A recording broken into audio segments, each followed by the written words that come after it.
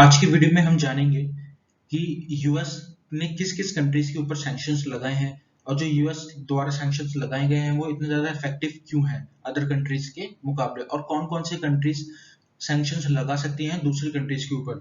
तो सबसे पहले आपको ये जानना होगा कि कौन कौन सी कंट्रीज सैंक्शंस लगा सकती हैं और ये सैंक्शंस कितने टाइप के होते हैं। तो हम बात करें तो कोई भी कंट्री किसी भी कंट्रीज के ऊपर सैंक्शन लगा सकती है, लेकिन अगर इफेक्टिवनेस की बात करें तो वो इतने ज्यादा इफेक्टिव नहीं होंगे जितने ज्यादा इफेक्टिव यूएस के सैंक्शंस होते हैं। और जो अदर बॉडीज हैं कंट्रीज के अलावा, जैसे यूएन भी किसी कंट्री के ऊपर सैंक्शन लगा सकती है, चाहे वो कंट्री हो, इंडिविजुअल या कोई भी ऑर्गेनाइजेशन या ग्रुप हो। यूएन यानी यूनाइटेड नेशन ऑफ सिक्योरिटी। तो अगर कोई भी कंट्री किसी भी कंट्रीज के ऊपर सैंक्शन लगा सकती है तो वे इतने ज्यादा इफेक्टिव क्यों नहीं होते। तो सबसे पहले जानते हैं कि जो कितने टाइप के सैंक्शंस होते हैं। देखिए, जो मेनली इकोनॉमिकल सैंक्शंस लगा सकती है कोई भी कंट्री किसी कंट्री के ऊपर, डिप्लोमेटिकल सैंक्शन लगा सकती है या मिलिट्रिकल सैंक्शन लगा सकती है कि वो अपने मिलिट्री ना वहां से खरीदेंगे ना वहां उस कंट्री को बेचेंगे। और इंडिविजुअल तौर पे भी सैंक्शन लगा सकती है कंट्री, यानी इंडिविजुअल किसी पर्सन पे या ऑर्गेनाइजेशन या किसी ग्रुप पे सैंक्शन लगा सकती है अगर उस कंट्री को लगता है कि ये इंडिविजुअल ग्रुप या ऑर्गेनाइजेशन ये जो है अनफेयर प्रैक्टिसेस में इन्वॉल्व है। तो लेकिन ये इतने ज्यादा इफेक्टिव नहीं होते जितने यूएस के या यूएन और यूरोपियन यूनियन द्वारा जो लगाए होते हैं सैंक्शन। ये यही मेन तीन सैंक्शन जो ज्यादा इफेक्टिव होते हैं। अगर सबसे ज्यादा इफेक्टिवनेस की बात करें तो यूएन और यूएस के ही सबसे ज्यादा इफेक्टिव होते हैं सैंक्शन। तो बात करते हैं कि जो दूसरी कंट्रीज के ऊपर सैंक्शन लगते हैं वो इतने ज्यादा इफेक्टिव क्यों नहीं होते। क्योंकि मान लीजिए अगर इंडिया चाइना के ऊपर सैंक्शन लगाता है तो चाइना भी उसके बदले में इंडिया के ऊपर सैंक्शन लगा सकता है। तो अगर इंडिया और चाइना के बीच में ट्रेड जो होगी वो कैंसिल हो जाएगी, लेकिन हालांकि इन दोनों देशों के ऊपर उतना ज्यादा असर नहीं पड़ेगा क्योंकि दोनों ही कंट्रीज अदर कंट्रीज के अदर कंट्रीज के साथ ट्रेड कर सकती है। हालांकि दोनों ही कंट्रीज को नुकसान होगा क्योंकि जो दोनों ही कंट्री एक दूसरे के साथ ट्रेड करती थी उस ट्रेड में दोनों ही कंट्रीज को नुकसान उठाना पड़ सकता है। सैंक्शंस के भी कुछ जो कॉस्ट होती है वो यही कॉस्ट होती है कि जो आपके ट्रेड में या मिलिट्रिकल ट्रेड या किसी भी तरीके की ट्रेड में जो लॉसेस बेयर करती है कंट्री, यही हम सैंक्शंस के कॉस्ट में इन्वॉल्व करते हैं। जो मेनली कंट्रीज के ऊपर सैंक्शन लगाए हैं यूएस ने, हम उस बारे में बात करेंगे। और जो ये सैंक्शंस लगे हैं वो मेनली ह्यूमन राइट जो है उसका वायलेशन के ऊपर लगे हैं और जो ह्यूमन ट्रैफिकिंग होती है उसके उस बेसिस पे लगाए गए हैं। जो यूएस है वो हर साल एक अपनी रिपोर्ट पब्लिश करता है, इसमें वो कंट्री को 4 कैटेगरी में डिवाइड करता है, टायर 1, टायर 2, टायर TW और टायर 3 में।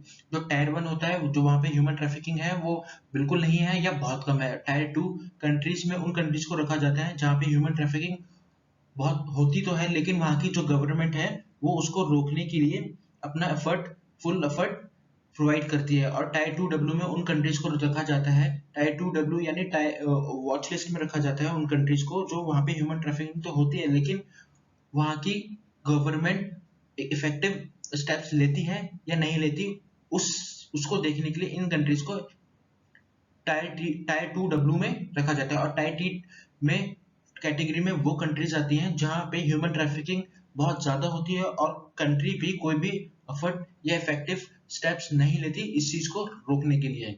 और जो ईरान पे अगर हम बात करें ईरान की, तो ईरान पे जो टोटल इकोनॉमिकल जो एक्टिविटी का बैन लगा है वो 1979 पे लगा था जब वहां पे ईरानियन रेवोल्यूशन शुरू हुई थी। और इस जो इकोनॉमिकल जो सैंक्शन लगाए गए हैं यूएस ने, उसको रिसेंटली और एक्सपेंड किया गया है क्योंकि जब वहां पे ह्यूमन राइट का वायलेशन भी होता है और स्टेट स्पॉन्सर टेररिज्म भी ये सपोर्ट करता है। और ये कंट्री टायर 3 में आती है, यानी यहाँ पे ह्यूमन ट्रैफिकिंग भी बहुत ज्यादा होती है। और इसके बावजूद भी ईरान ने अपने न्यूक्लियर प्रोग्राम को रन किया और जिसकी वजह से इसके ऊपर यूएस ने सैंक्शंस लगाए हैं।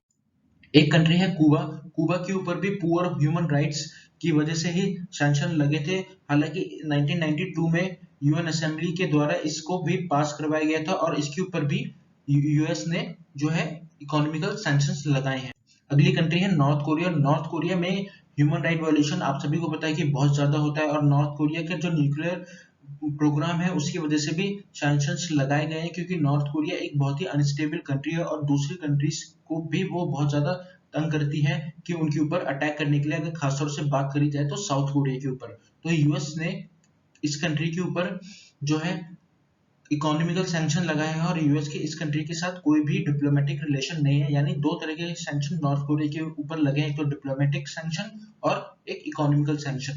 और तीसरी बात, ये कंट्री भी टायर 3 में आती है, यानी यहाँ पे भी ह्यूमन ट्रैफिकिंग बहुत ज्यादा होती है। और यूएस ने यहाँ पे इंटरनेशनल मिलिट्री एजुकेशन ट्रेनिंग के ऊपर बैन लगा रखा है, फॉरेन मिलिट्री फाइनेंसिंग के ऊपर भी बैन लगा रखा है, और फॉरेन मिलिट्री सेल्स यानी एफएमएस के ऊपर भी बैन लगा रखा है। यानी इसके अंदर ना तो कोई कंट्री इस नॉर्थ कोरिया को मिलिट्रिकल एजुकेशन ट्रेनिंग या कोई भी मिलिट्रिकल एक्सरसाइज कंडक्ट कर सकती है, ना ही उनके मिलिट्री को एडवांस करने के लिए फाइनेंस कर सकती है, और ना ही वहां के वेपन खरीद सकती है।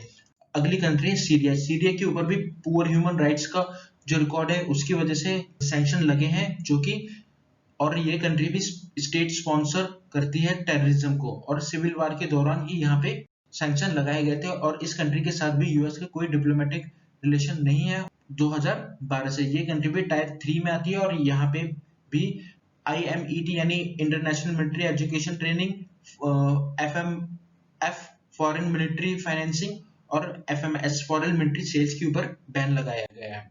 सूडान के ऊपर भी पुअर ह्यूमन राइट्स का जो रिकॉर्ड है वहां पे, उस वजह से यहाँ पे सूडान के ऊपर भी जो है सैंक्शन लगे हैं, और ये कंट्री भी लिस्टेड है स्टेट स्पॉन्सर्ड टेररिज्म पे।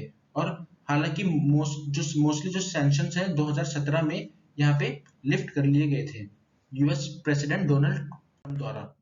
अगर हम वेनेजुएला की बात करें तो ये सबसे हाल ही में वेनेजुएला के ऊपर यूएस ने सैंक्शन लगाए हैं पुअर ह्यूमन राइट की वजह से, और इलीगल जो वहां पे ड्रग ट्रेड होती है और स्टेट करप्शन की वजह से यहाँ पे सैंक्शन लगाए हैं 2019 में। वेनेजुएला के साथ भी यूएस के कोई भी डिप्लोमेटिकल रिलेशन नहीं है, और यूएस ने वेनेजुएला के ऊपर डिप्लोमेटिकल रिलेशन इसलिए भी नहीं रखे क्योंकि यहाँ पे इलेक्ट्रिकल रिगिंग होती है, यानी जब यहाँ पे इलेक्शन में धांधली बहुत ज्यादा देखने को देखी गई है। और यहाँ के ये कंट्री भी टायर 3 में लिस्ट है ह्यूमन ट्रैफिकिंग में, और इस कंट्री के ऊपर भी IMET यानी international military education training, FMF foreign military financing और FMS फॉरेन मिलिट्री सेल्स के ऊपर बैन लगाया गया है।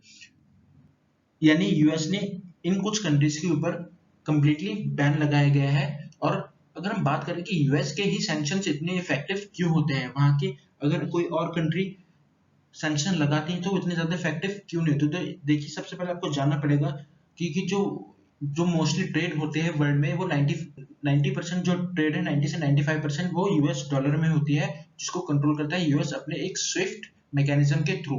अगर कोई भी कंट्री किसी भी चीज की वायलेशन करती है और यूएस ने इसका अपोज किया और इसके ऊपर सैंक्शन लगाए, तो उसको ट्रेड करने पे अदर कंट्रीज में बहुत ज्यादा मुश्किल होगी, क्योंकि यूएस अपनी कंट्री में उसके जो एसेट्स हैं उनको भी बैन कर सकता है, और बिना यूएस की इजाजत के कोई भी कंट्री किसी भी कंट्रीज के साथ डॉलर में ट्रेड नहीं कर सकती।